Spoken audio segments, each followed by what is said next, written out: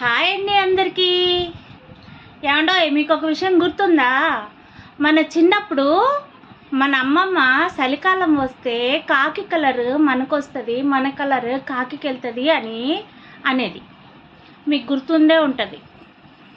అయితే మన వెనకాల కొబ్బరి నూనె డబ్బా పట్టుకొని తిరిగేది, రండి పెట్టుకోండి పెట్టుకోండి ఒళ్ళు పగులుతుంది పెట్టుకోండి అని. కరెక్టా కదా?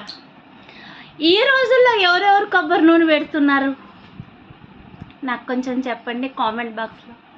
ఈ రోజుల్లో అయితే అందరూ కోల్డ్ క్రీమ్స్ వాడుతున్నారు, అవునా కదా?